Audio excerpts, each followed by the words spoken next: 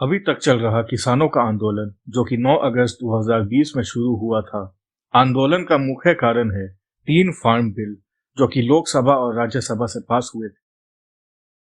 आंदोलनकारियों का मुख्य लक्ष्य तीनों फार्म बिल्स को हटाना और लीगली एमएसपी को कायम रखना।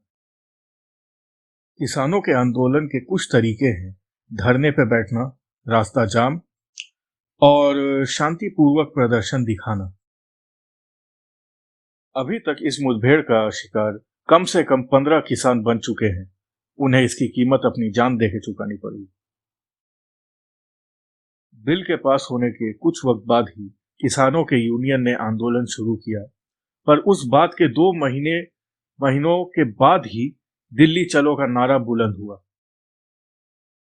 किसानों के साथ हमदर्दी रखने और उनकी बात सुनने के बजाय उन पे आंसू गैस और वाटर कैनन छोड़े गए।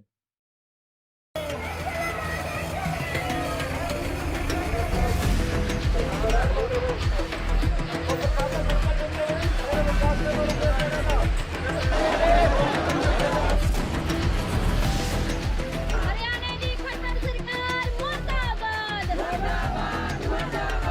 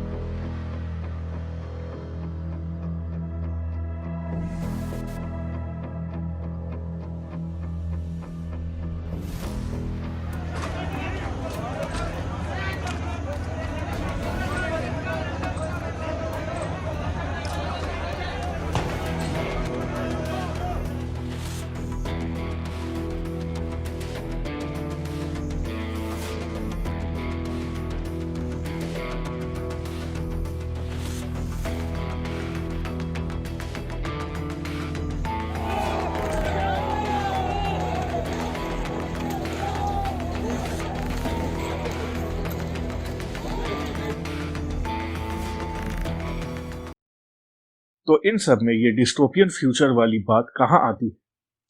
दरअसल हम सब ने एक तरह का बर्ताव देखा है प्रदर्शनकारियों के खिलाफ पहले भी। अगर एक कम्युनिटी या व्यक्ति सरकार के किसी भी फैसले के खिलाफ हो तो उसे एंटी नेशनल कह दिया जाता है। ये कानून बनाए इन नरेंद्र मोदी सरकार ने, ये किसान विरोधी सरकार ने हमारी जमीन हड़पने की ये साजिश।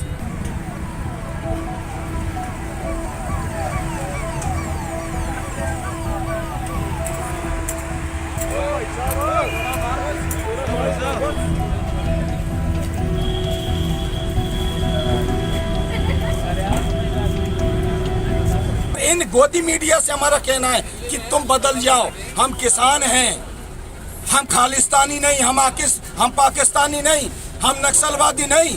हमें धर्म और जातियों में बांटने की तुम नाकाम कोशिश मत करो। ये कौन सा नियम आपने बनाया कि हम जो पैदा करेंगे वो हम नहीं रख सकते अपने लिए?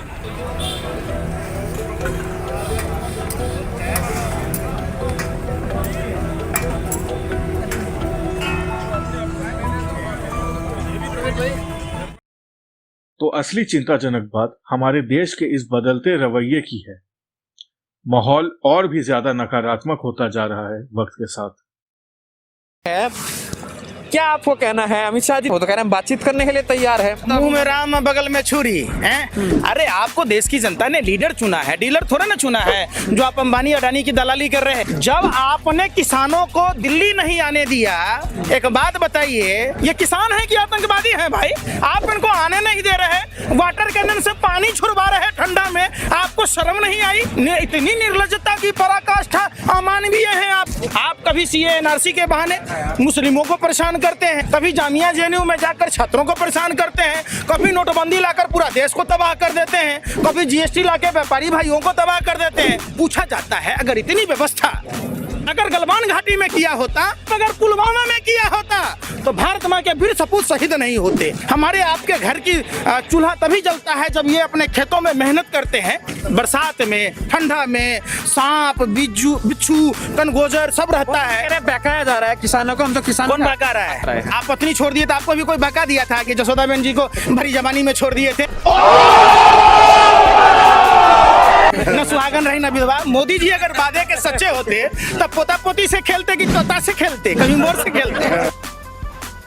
और किसी तरह की कोई परेशानी नहीं हो रही है पक्षी को। ऐसा लग रहा है पक्षी को रखते हैं तो एक दोस्ती सी हो जाती है। लेकिन कभी इंसान से भी पूछ लीजिए, 10 लाख का सूट पहन लेता है, 5 लाख का बूट, 1.5 लाख के घर या 1.5 लाख का चश्मा, कहता फक्कर फकीर है, खालिस्तान से जोड़ रहा है। अरे शाहीन बाग में बैठ गया तो पाकिस्तान से जोड़ दिया।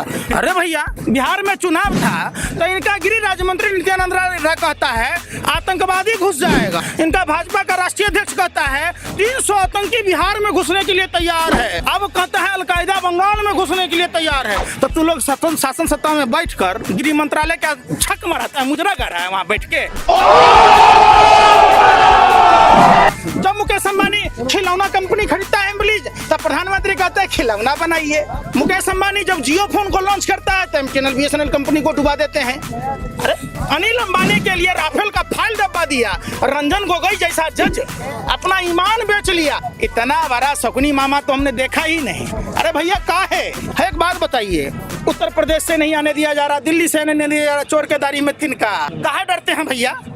चंद कदम के दूरी पर प्रधानमंत्री का कार्यालय है, राष्ट्रपति है, कृषि मंत्री है, तो आपको यहाँ आने में शर्म लगता है? एक बात बताइए, भाजपा का नेता सर बड़ा बड़ा होर्डिंग लगाता है, बड़ा बड़ा बयान देता है, तो किसान भाई के लिए 4 को रोटी व्यवस्था नहीं कर सकता है? अरे निकम्मो, निठल्लो। एक सेक्टर बचा था खेती का। भारत देश में जो आजीविका का साधन है, कृषि प्रधान देश है, 70% लोग कृषि पर आधारित हैं। बांग्लादेश जो हम बाद में 1971 में बना है, वहाँ का जीडीपी देखिए, भारत का देखिए, जहाँ $5 ट्रिलियन की बात हो रही थी। आप स्कूल कॉलेज बनाते, आप अस्पताल बनाते, कंगना का छज्जा टूटेगा तो पूरी दुनिया को रातों रात चंद्रचूड़ जैसे 2 कौड़ी के लुच्चा भलभंगा पत्रकार के लिए सुप्रीम कोर्ट का जज जमानत देता, तो आज देश में वो जज कहाँ है? पूछता है भारत। अरे थूकता है भारत। कहाँ है पौने 2 आंख वाला बाबा रामदेव? कहाँ है जनरल वीके सिंह? कहाँ है किरण बेदी? वो तमाम लोग। ओवैसी साहब क्यों नहीं बोलते आप? जब देश के अन्नदाता किसान भाई परेशान है तो आप क्यों नहीं बोलते? आज आपके मुंह में मेहंदी लगा है, मुंह में रसगुल्ला। यह बात अभी इतनी खतरनाक नहीं लगेगी, पर अगर आप देश के भविष्य के बारे में सोचें 40 या 50 सालों बाद, तो ये बात बहुत चिंताजनक बन जाती है। मैं ना चाहते हुए भी ये बात महसूस कर रहा हूँ कि देश का बदलता माहौल एक इशारा है बड़े बदलाव की ओर। ये बदलाव अच्छा होगा या बुरा, इसका फैसला हम सबको ही करना है।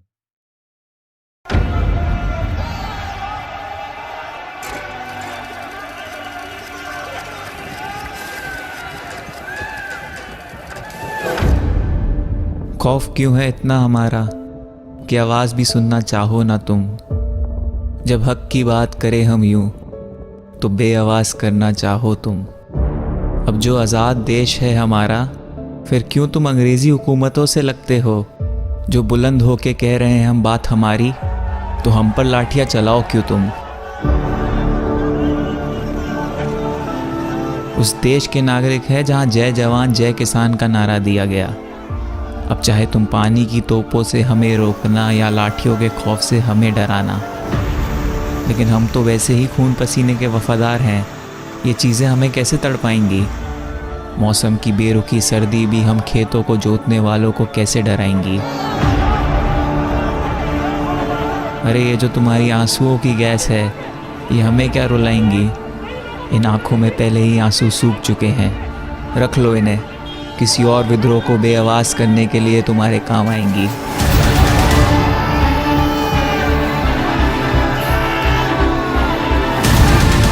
किस चीज़ के गुनहगार है ये तो ज़रा बतलाते।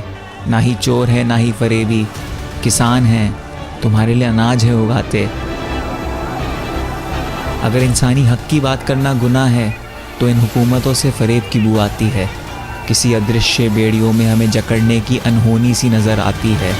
ये कानून जो है ये वापस करवा के रहेंगे, ये बिल वापस करवा के ही रहेंगे। जो कर सको हमारे लिए कुछ तो हमारे साथ अपनी भी आवाज़ बुलंद करना। बात रखने का हमें भी मिले हक, ये फरमान नज़र करना। फिर से पूछ रहा हूँ, खौफ क्यों है इतना हमारा कि हमारी आवाज़ भी सुनना चाहो ना तुम। जब हक की बात करें हम यूँ तो बेआवाज़ करना चाहो क्यों। Christ and the universal brother in the unity of us all.